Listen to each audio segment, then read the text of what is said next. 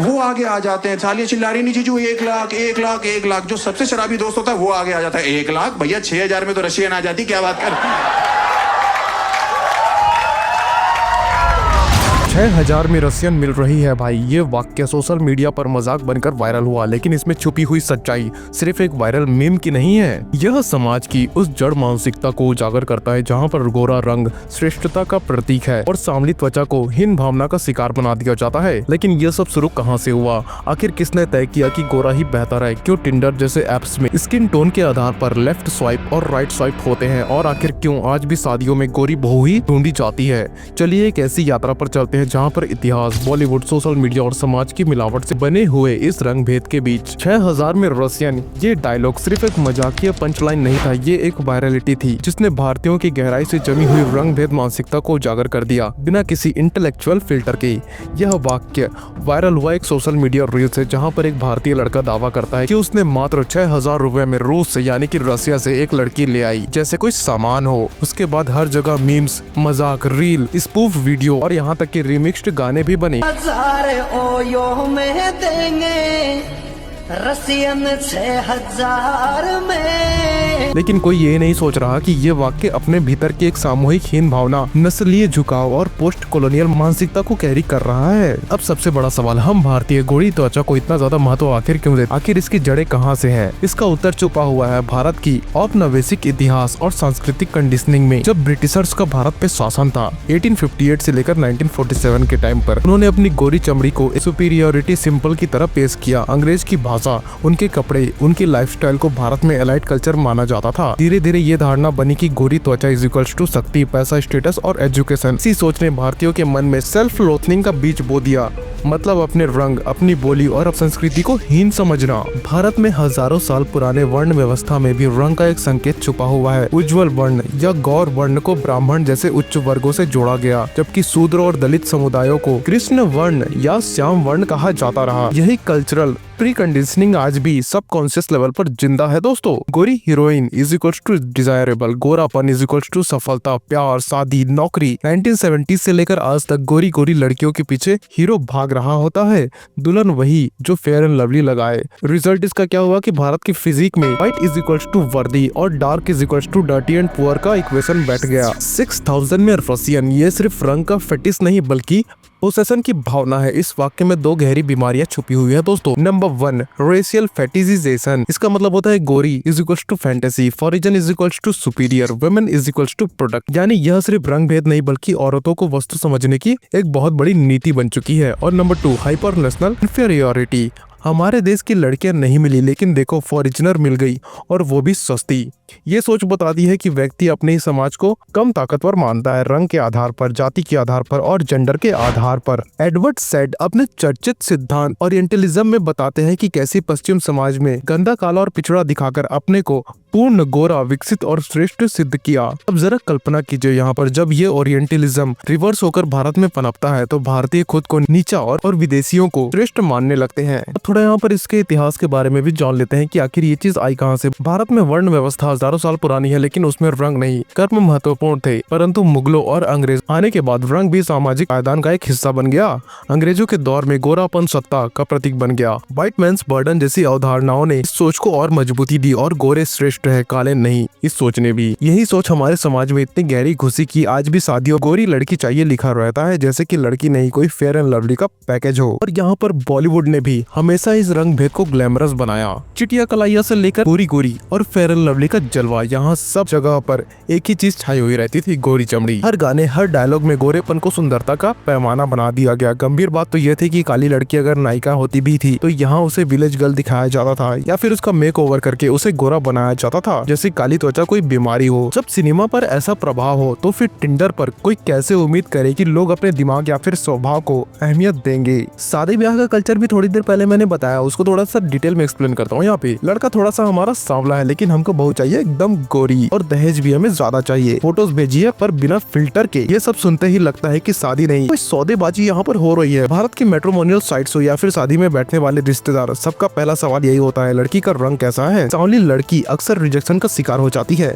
चाहे वो डॉक्टर हो, IAS ऑफिसर हो या फिर कोई और बड़े सरकारी पद पर बैठी हुई। वहीं अगर लड़की गोरी हो तो उसके एजुकेशन पर भी सवाल नहीं उठता, बस गोरी होनी काफी चाहिए, यानी रंग नहीं भाग्य बन चुका है ये। अब जैसे कि यहाँ पर डेटिंग एप्स है, फॉर एग्जांपल टिंडर, बम्बल, हिंगे, ये सब दावा करते हैं कि वो प्रोग्रेसिव हैं, लेकिन इनके एल्गोरिदम भी सबकॉन्शियसली रंग भेद करते हैं। एक स्टडी में ये पाया गया है कि ज्यादातर यूजर्स स्किन टोन के आधार पर स्वाइप करते हैं, गोरे लोग को ज्यादा राइट स्वाइप और सांवले या फिर डार्क स्किन वाले कम मैचेस। यहाँ पर लव इज ब्लाइंड नहीं बल्कि लव इज फेयर स्किन्ड हो गया है। डेटिंग ऐप की दुनिया में भी रंग किसी रिज्यूमे की तरह देखा जाता है। Fair and Lovely, Pond's, White Beauty, Garnier Light और फेयरनेस सीरम, ये सब उत्पाद एक ही मानसिकता को पोषित करते हैं कि अगर तुम गोरे नहीं हो तो तुम अच्छे नहीं दिखते। हर साल अरबों रुपए सिर्फ इसी विचार पर कमाए जाते हैं कि तुम्हारा रंग तुम्हारी सफलता तय करता है। और मजेदार बात तो यह है कि अब ये प्रोडक्ट लड़कों के लिए भी आ गया है, फेयर एंड हैंड्स, यानी कि अब रंग भेद यूनिसेक्स हो चुका है दोस्तों।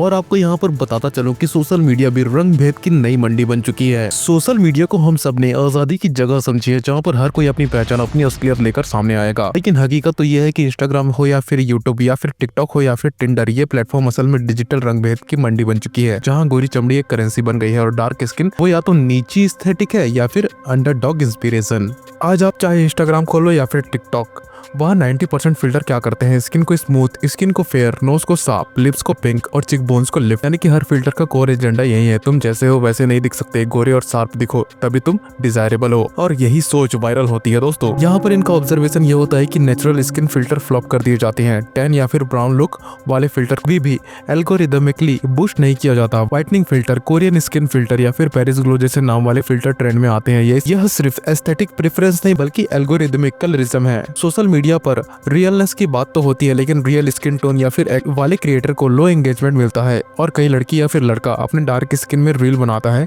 उसको कम व्यू आते हैं।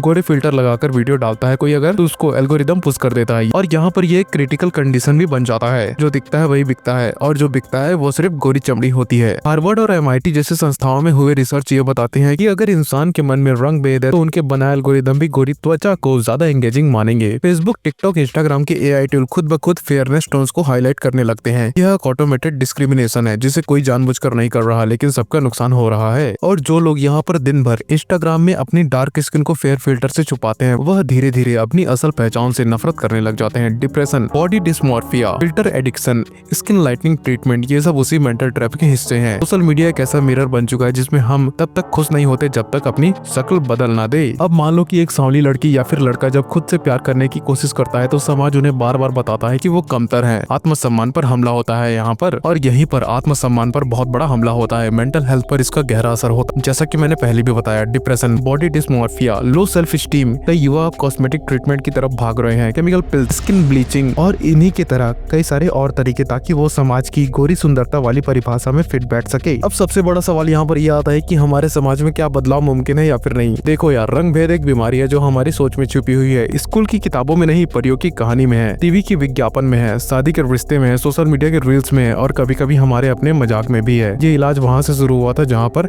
ये सोच पनपी है। बदलाव देखो घर से शुरू होता है, जैसे कि फॉर एग्जांपल बच्चों से।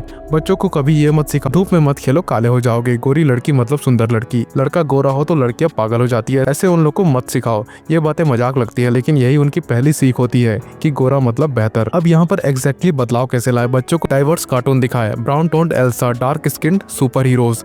उन्हें कहानियां सुनाई है जहाँ पर करेज, काइंडनेस और इंटीग्रिटी को सुंदरता से ऊपर रखा गया हो। बच्चों को ओपनिंग कन्वर्सेशन की आदत डालो, तुम्हारा रंग चाहे जो भी हो तुम उतने ही सुंदर हो। और देखो जो चेहरों को, यानी कि जिन चेहरों को लाखों लोग देखते हैं, उनका हर शब्द, हर फोटो, हर फिल्टर असर डालता है। लेकिन क्या वो जानते हैं कि उनके ग्लोइंग स्किन सीक्रेट वाले वीडियोस कितने लोगों को अपनी त्वचा से नफरत करवा देते हैं? इन्फ्लुएंसर से भी वही अपेक्षा होनी चाहिए, जैसे कि फॉर एग्जांपल वो फेयरनेस क्रीम का प्रचार ना करे, ब्यूटी फिल्टर्स के साथ ट्रांसपेरेंसी रखे, ऑथेंटिक ब्यूटी स्टैंडर्ड को सेलिब्रेट करे, freckles, millennial, curly hairs, dusky skin. क्योंकि इन्फ्लुएंस सिर्फ फॉलोवर्स नहीं लाता, वो आइडेंटिटी को सेव करता है। शादी.com, जीवन साथी, भारत मैट्रिमोनियल जैसे प्लेटफॉर्म आज भी स्किन टोन को एक कैटेगरी की तरह ट्रीट करते हैं। Fair, dusky. अब सोचिए एक शादी का प्रस्ताव क्या किसी की स्किन टोन से तय होना चाहिए? ये सिर्फ रंग भेद नहीं, डिजिटल कास्टिज्म है, जहाँ पर जीवन साथी चुनने का सिस्टम भी स्किन फिल्टर से होकर गुजरता है। तो यहाँ पर किया क्या जा सकता है आखिर? इन प्लेटफॉर्म्स को चाहिए कि वो स्किन टोन बेस्ड फिल्टर को रिमूव करे, इक्वल विजिबिलिटी मॉडल अपनाएं, जैसे कि लिंक्डइन डाइवर्सिटी इंडेक्स। इनको ऐसे कैंपेन्स चलाने चाहिए जो दिखाते हैं कि beauty has no tone, love has no colour. और यहाँ पे कॉस्मेटिक ब्रांड्स को भी आना चाहिए, यानी कि अकाउंटेबिलिटी बनाम एडवर्टाइजिंग। अब यहाँ पर सीख थोड़ी सी कॉस्मेटिक ब्रांड को भी। फेयर एंड लवली ने नाम बदला लेकिन फॉर्मूला वही रहा। ग्लो एंड लवली बनकर भी उसने वही ड्रीम बेचा। गोरी चमड़ी से जिंदगी बदल जाती है। और यहाँ पर कॉस्मेटिक इंडस्ट्री को आखिर अकाउंटेबल कैसे बनाए? सरकार को चाहिए कि फेयरनेस क्लेम वाले विज्ञापनों को रेगुलेट करे, जैसे कि फूड एंड ड्रग्स में होता है। सेल्फ रेगुलेशन कमेटी बने जो विज्ञापनों में दिखाए जाने वाले ब्यूटी स्टीरियोटाइप को ट्रैक करे। कंज्यूमर्स को चाहिए कि वो ऐसे ब्रांड्स का बहिष्कार करे जो कलरिज्म को बढ़ावा देते हैं। जब तक कंज्यूमर डिमांड बनी रहेगी, डिस्क्रिमिनेटरी सप्लाई बंद नहीं होगी। अब आखिर में मैं यहाँ पर यही कहना चाहूंगा कि जब भी अगली बार कोई मजाक से कहे 6000 में रशियन मिल रही है, तो एक बार जरूर सोचना कि ये मजाक नहीं बल्कि एक पूरी सोच का मजाक है, और उस सोच का जो अभी भी नहीं बदली। इस वीडियो का मकसद किसी देश, किसी रंग, किसी लड़की या फिर किसी कम्युनिटी का अपमान करना नहीं है। ये एक आईना है, इसमें हम सबको झांकना चाहिए। आपका रंग आपकी पहचान नहीं है, आपकी सोच है। तो अब सवाल ये नहीं है कि आप कितने गोरे हैं, सवाल ये है कि आप कितने समझदार हैं। अगर आप भी इस रंग भेद की सोच के खिलाफ है तो इस वीडियो को लाइक और कमेंट करके अपनी आवाज उठाएं, क्योंकि बदलाव वहीं से शुरू होता है जहां सच बोला जाता है। जय हिंद, जय भारत।